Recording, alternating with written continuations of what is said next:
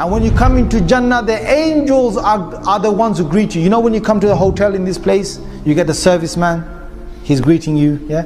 Your serviceman, first serviceman inside Jannah are the angels. And they say, Assalamu alaikum wa rahmatullahi wa barakatuh. To you and to all your family members.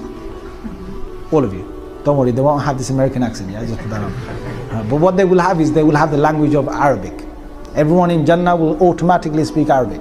Everyone in Jannah, Rasulullah sallallahu alaihi wasallam said, automatically in Jannah, when you get inside, the hadith of Bukhari, you will be like your father Adam alayhi salam, 60 foot tall. 60 foot tall, 7 foot wide. Everyone will be the size of Adam alayhi salam.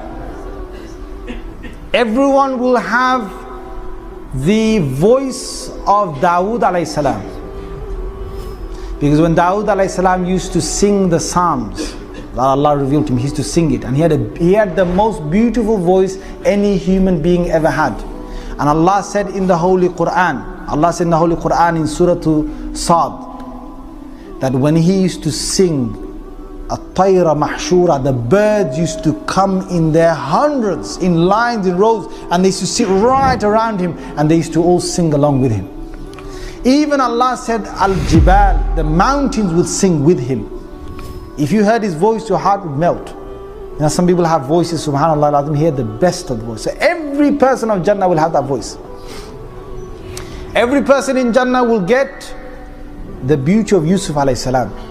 Subhanallah. But don't worry, there won't be any other kind of people in Jannah. Only men to women and women to men, alright? There's no other business, alright?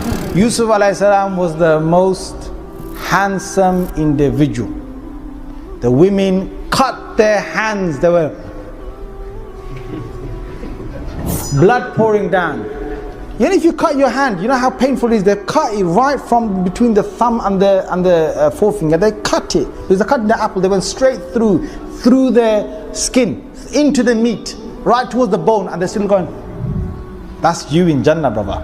So you come inside, and the angels greet you, and you get the husn of Yusuf, and from your heart, all that hatred is taken out. And the fourth thing Rasulullah sallallahu alaihi wasallam said, every person gets what? You get the character of Muhammad sallallahu alaihi wasallam. Allah. So you're not going to hurt anyone in Jannah, don't worry.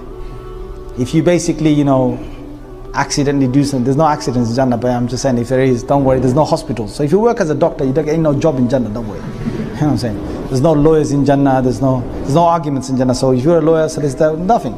No engineers, you don't have to build Jannah, it's all built for you, right? Nothing goes wrong in Jannah. Subhanallah, Prophet sallallahu alaihi wasallam said in the Sahih Hadith of Muslim, you do not even have anything coming out of your nose in Jannah. You get a cold and nothing. You got, when you wake up in the morning, you got to basically blow your nose out clean. None of that. There's no bad air in Jannah. There's no bad dust in Jannah. Jannah is perfect. The Surah Al-Dahr says that لا يرون فيها شمسا ولا زمهريرا. You will never see the sun in Jannah. There's been natural light. You'll never have a cold day in Jannah. There's no cold, there's no hot. When sometimes you feel that, on some days you come out and you feel, wow, that is nice, man. The wind is blowing just the right amount. And the sun is, on your face, just the right amount. That kind of day, that's every day in Jannah. Every day in Jannah. It never gets, and it gets better, it always gets better. So you can imagine you've come inside here, there's nothing, no one will spit in Jannah. Some guys, I can't stand them in this world when they, every time, yeah bro, we're talking about. They think it's Mr. Bad Man, It's horrible. Why are you doing that for? I mean, come on, in the Sunnah, Rasulullah said what? He said, even in masjid, if you see someone's, something come out of their mouth, or the nose, you see it, you better clean it, because, subhanAllah, what did Prophet ﷺ say? He said, this is a hadith in Bukhari, he said, Allah presented to me the actions the best of actions and the worst of actions. From the best of actions I saw, a man who will remove a harmful item from the pathway. That's the best of actions. From the worst of actions is, there's a bit of phlegm, or there's a bit of the part from the nose, okay, mucus, inside the masjid, and people see it and they don't want to clean it. That's from the worst of actions. So no one's going to spit in Jannah. There's no toilets in Jannah. Woohoo! You can go, you can enjoy yourself, don't have to worry about the toilet. You can drink, when they drink alcohol, there's a problem of letting it all out, right? There's none of that problem. You can drink and drink. No one will go to the toilet in Jannah, and then that word, the Sahaba. The Sahaba said, Messenger of Allah, what?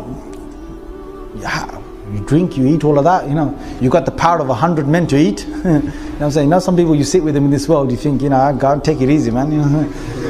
Before you got 5 chickens, before you take one in, he's taking 4. Right? God, man, take it easy. There's some people like that. Now don't worry, in Jannah, you got plenty of food. Yeah, the food in Jannah is so much. La so much. You can sit there all day and eat. You can eat. Now you got the word, the Sahaba, they were worried. What's going to happen? So Prophet ﷺ said, don't worry, you just sweat. Sweat. But what the sweat is, Rasulullah ﷺ said, your sweat will smell of musk. So when you sweat, it's really nice because you got nice new perfume on yourself. So she's even dying to come closer to you because you sweat. You sweat inside Jannah. In Jannah, you have your labinatun min dhahab, labinatun min fidda. You have certain houses made of pure gold. There's certain places of Jannah made of pure gold. Certain places made of pure silver. Certain places pure diamonds, pure rubies. And certain places Allah mixes them up.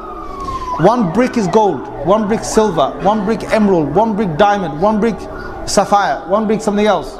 Each one is different. The door of one of the palaces that you've got in Jannah is so big, it's from the earth here to our sky. And you walk inside. When you walk inside, you've got one room that leads to another room, that leads to another room, that leads to another room, and each one, you can imagine the size of these. Each room has got 70 tables of food. Each table has got 70 different plates of food. Each plate has got certain dishes, and each time they take a fruit, you know what will happen? They take a fruit, and sometimes you get to be spoiled, right? People of Jannah, they get to be spoiled. They eat one fruit and they say, okay, thanks, I've tasted it. They give him a fruit and it looks exactly the same. They say, hey, to the servant. You can have loads of servants.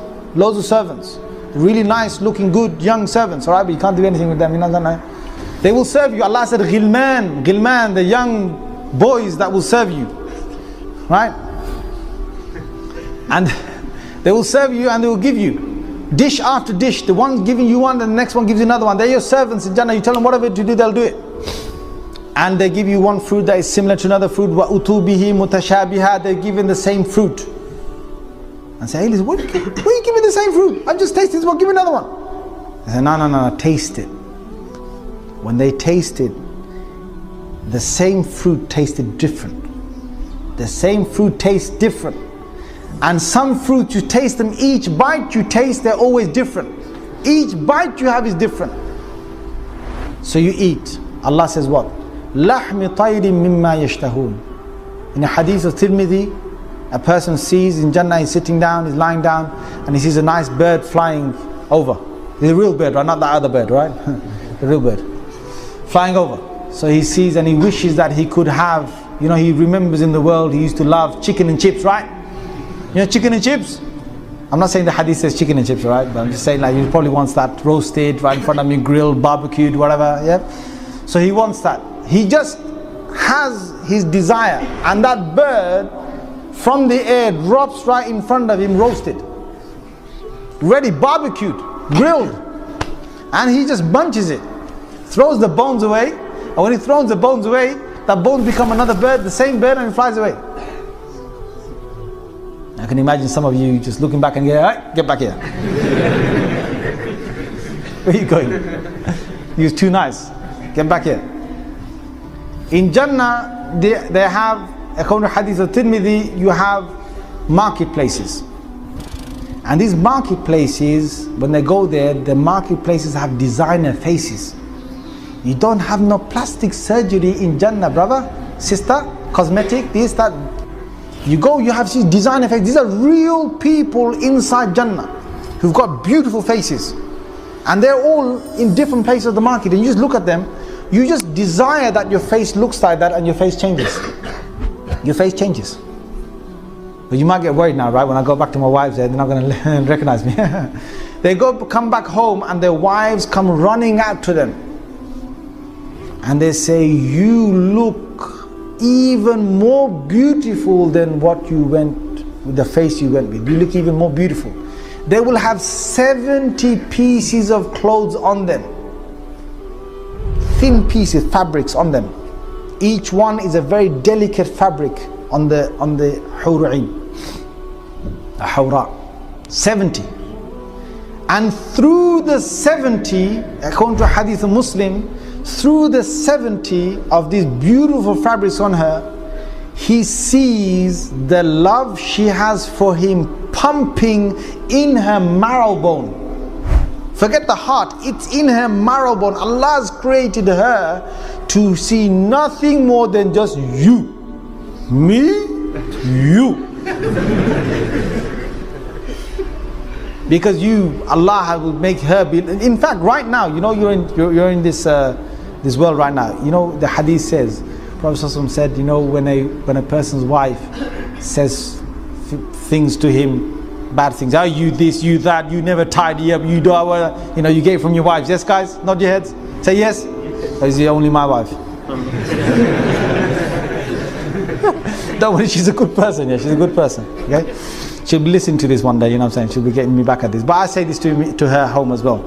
She says bad things. One of your wives said it. You know, Rasulullah said, he says, your hur'in in Jannah are saying, are you? Stop saying that. He's our husband as well. Our husband as well. He's in a hadith. So sometimes I tease my wife and I tell her this. I say, listen, take it easy. My wife's in Jannah saying something. My wife's in Jannah not liking it. They're not liking it. Don't say that. And she starts laughing.